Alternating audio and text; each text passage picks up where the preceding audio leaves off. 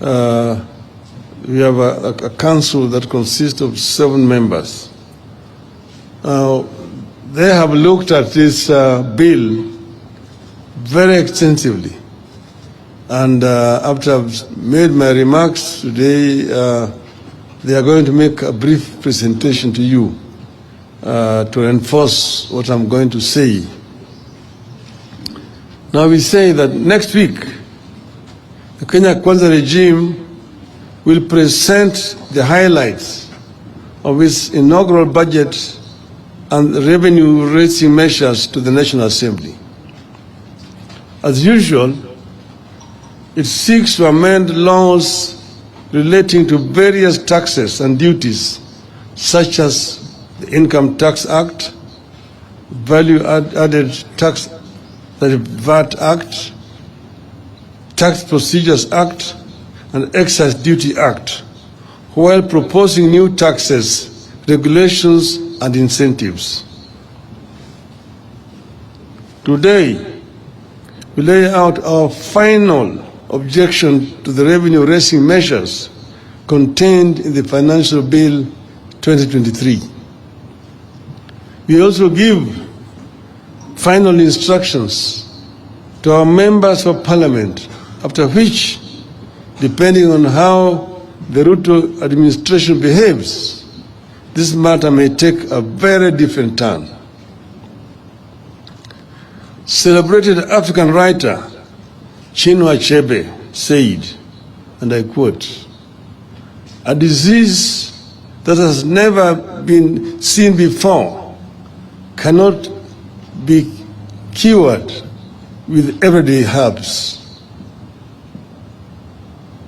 In the history of budget making in Kenya, no regime has imposed so many and so high taxes on our people in return for nothing except fantasies and fairy tales. This bill is a disease that cannot be cured with everyday herbs. This bill is economic sabotage. If Ruto insists on this bill, this country will go into full recession. This bill requires and must get fierce resistance. No Senate leader withdraws subsidies on basic goods, then increases taxes on the same goods and salaries of working people, including hawkers. You withdraw subsidies, and then you now add taxes to add insult to injury. I will highlight areas of significant concern to us. Then let the Azimio Economic Council take the country through the details. Ruto wants to levy taxes on chama or merry-go-rounds. Merry-go-rounds are the bankers and lenders of last resort for our mothers and youth, particularly in rural areas and slums. Without offering any services to the chamas, women groups and trade associations, Ruto has decided they must pay taxes. This strikes at the heart of women's economy. It kills savings and spreads poverty among an already vulnerable group.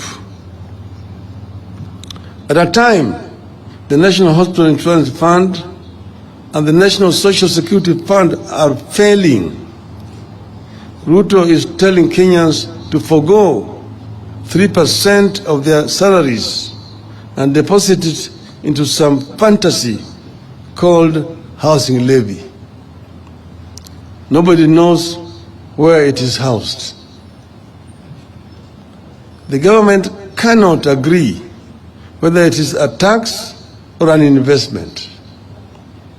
Nobody knows how government became an investment advisor to Kenyans.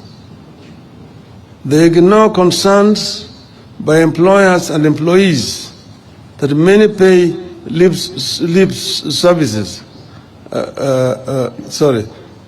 that many pay slips are already overwhelmed by deductions, loans, and lack of pay rise. They ignore concerns that this tax will increase business operating costs and force firms to relocate. Already some firms are relocating merely because of the high cost of energy in this country. It is cheaper to manufacture in Egypt and export back to Kenya. Look at the arrogance with which they want to raise turnover tax for businesses from the current 1% to 3%. They are targeting small businesses by reducing turnover of taxable businesses from Kenya shillings 1 million to 500,000. With this, any small business that sells goods and services worth 1,370 daily will pay a turnover tax of 15,000 per year, regardless of whether the business makes a profit or not. That sounds like a memo on how to kill businesses and the economy. Nobody now knows where the bottom-up economy went. The mama mboga, the boda boda, the juakali, the hustlers. Contrast that decision to increase taxes for small businesses and merry-go-rounds with Ruto's plan to scrap VAT on aircrafts and helicopters. A benefit that should be extended to small businesses is being extended to the rich who trade aircrafts. This is not bottom-up, this is top-bottom. Ruto promised to respect every job and its contribution to the economy. This does not look like respect for every job. The bill exposes a clear disconnect between Ruto's fantasy and the experiences of ordinary people.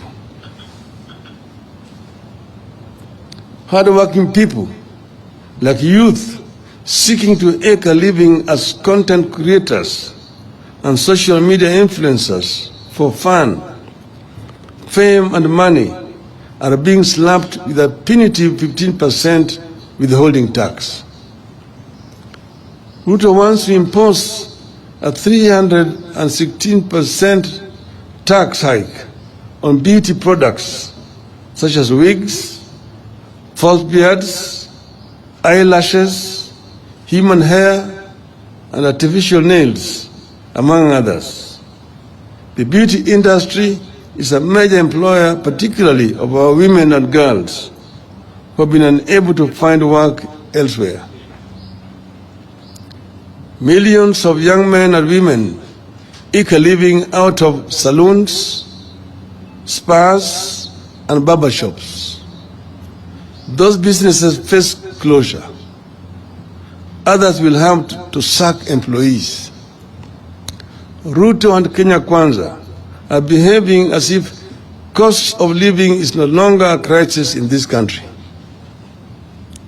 Despite existing high prices, Ruto wants to impose 16% VAT on maize flour, cassava flour, and wheat flour. It gets worse when we factor in the proposal to expose agricultural pest control products, transportation of sugarcane, raw materials for fertilizer manufacturing, and fertilizers to VAT. The net effect is that costs rise again. From his fantasy world, Ruto wants to double the VAT on fuel from 8% to 16%. Palm prices will increase by 9 shillings per litre of diesel and 10 shillings per litre of petrol. The cost of goods, bus fare and production will immediately rise again. Healthcare has impoverished millions of Kenyans. But Ruto wants to expose pharmaceuticals and medicaments to taxation by removing them from the zero-rated to tax-exempt list, targeted at the price of lifelong medication like insulin and those for chronic illnesses like diabetes and hypertension. After raising the cost of fuel, they want to raise advance tax on motor vehicles. Advance tax on passenger vehicles will increase from the current Kenya shillings 2,400 to at least Kenya shillings 5,000, and from 3,000 to at least 5,000 for commercial vehicles. Trucks will now pay at least 60,000 shillings annually, up from 20,000 shillings. Obviously, the cost will be passed to the consumer, making matatu and taxi transportation more unaffordable. And woe unto you if that vehicle ends up in an accident. Ruto wants to treat insurance compensation as income and introduce a 16% VAT on it. Insurance compensation will no longer be seen as compensation of what was lost. My car had an accident. The insurance company sends an assessor, assesses the extent of damage, which most of the times is under assessment. I'm paid compensation to go and repair my car. I have to pay a tax on that compensation. This I don't know what kind of arithmetic it is. It is the same story with per diems, mileage and travel allowance of public officers. Per diem will now be treated as an income and attract a 30% income tax. I used to be a civil servant, and per diems are based on the costs of living in the country you are traveling to. That's why it differed from Tokyo, Oslo, New York, Accra, Cairo, and so on. And whatever you did not use, you are required to retire on return. Now it is an income that you must pay 30% on. You could go on, and it will be tax after tax. Looking at the proposals, one cannot help asking, what planet does Ruto live on?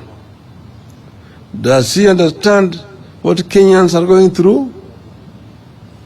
Let me turn briefly to the question of how did we find ourselves here?